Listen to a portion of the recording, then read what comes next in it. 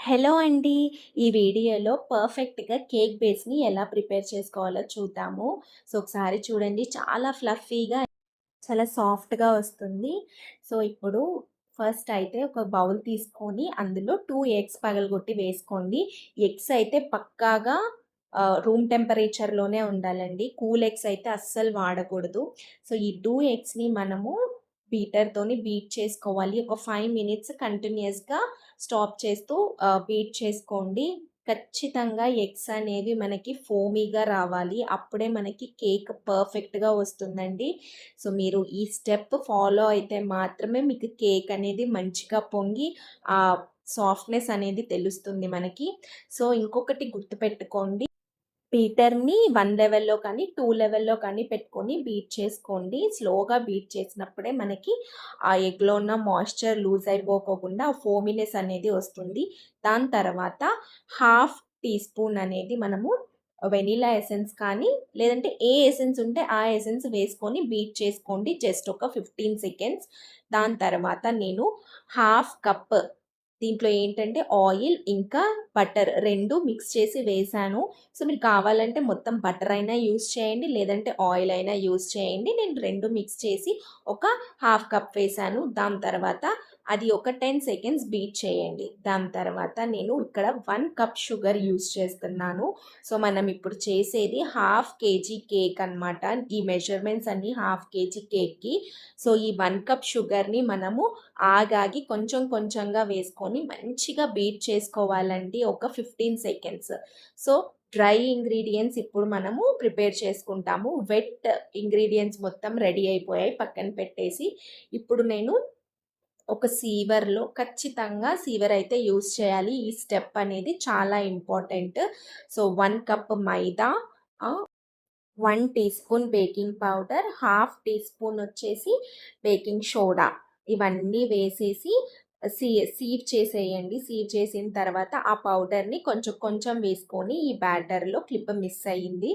వేసుకొని cut and fold మెథడ్‌లో మాత్రమే మిక్స్ చేయండి. దాని తర్వాత హాఫ్ కప్ పాలండి. సో, హాఫ్ కప్ మనకేం పడదు.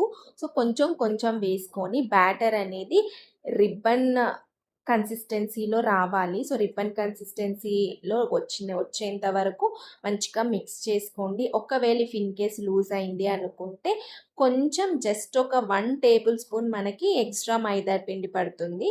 అది వేసుకుంటే సరిపోతది. నేను మొత్తం పాలు వేసేసాను చూసుకోకుండా. ఓకే. No problem. సో, మంచిగా రిబ్బన్ కన్సిస్టెన్సీ వచ్చేలాగా మంచిగా మిక్స్ చేసుకోండి. సో, కట్ అండ్ ఫోల్డ్ మెథడ్‌లో మాత్రమే మిక్స్ చేయండి. మనం ఆటోమేటిక్‌గా మిక్స్ చేస్తుంటే ఆటోమేటిక్‌గా మొత్తం మిక్స్ అయిపోయిద్దండి. సో, దాని తర్వాత మనము కేక్ టిన్ ఉంటుంది. కేక్ టిన్ ఏదైనా బౌల్‌లో మీరు డస్ట్ చేసుకోండి. అంటే గిన్నెకి మొత్తం మనము ఆయిల్ కానీ, బటర్ కానీ రాసేసి మైదా పిండితో డస్ట్ చేసేసి కింద బటర్ పేపర్ వేసాను. సో, బ్యాటర్ వేసేటప్పుడు చూసారు కదా ఎంత కన్సిస్టెన్సీ ఉందో. సో, రిబ్బన్ కన్సిస్టెన్సీ వచ్చేలాగా చేసుకుంటే మనకి చాలా పర్ఫెక్ట్‌గా వస్తుంది. సో, కేక్ టిన్‌ని ఒక 2, 3 టైమ్స్ ట్యాప్ చేసేయండి. సో, బేకింగ్ ఎలా అంటే ఒక 10 మినిట్స్ ప్రీహీట్ చేసుకోండి. నార్మల్‌గా ఏదైనా బౌల్ పెట్టేసి సిమ్‌లో ఒక 10 మినిట్స్ ప్రీహీట్ చేసేసి దాని తర్వాత ఈ టిన్ అందులో ఉంచేసి ఒక 40 మినిట్స్ సిమ్‌లో ఉంచేస్తే కుక్ అయిపోతుందండి. ఏదైనా నైఫ్ ఆర్ ఫోర్క్ పెట్టేసి లోపలికి పెట్టేసి చూసామంటే మనకి ఏం లేకోకుండా వస్తే పర్ఫెక్ట్‌గా కుక్ అయినట్టు. సో, మొత్తం కూల్‌గా అయిపోవాలి. సో, అలా వదిలేసేయండి. కూల్ అయిపోయిన తర్వాత తీయండి. చూసారా మనం స్క్రేప్ చేయకోకుండానే ఎంత పర్ఫెక్ట్‌గా వచ్చిందో. చాలా టేస్టీగా ఉంటుందండి. చాలా పర్ఫెక్ట్‌గా వస్తుంది. ఖచ్చితంగా ట్రై చేయండి. నేను ఇక్కడ కట్ చేయలేదు. ఎందుకంటే దీని తర్వాత నేను ఫ్రాస్టింగ్ చేశాను. సో, ఫ్రాస్టింగ్ అనేది నేను నెక్స్ట్ వీడియోలో ఖచ్చితంగా మీకు చూపిస్తానండి.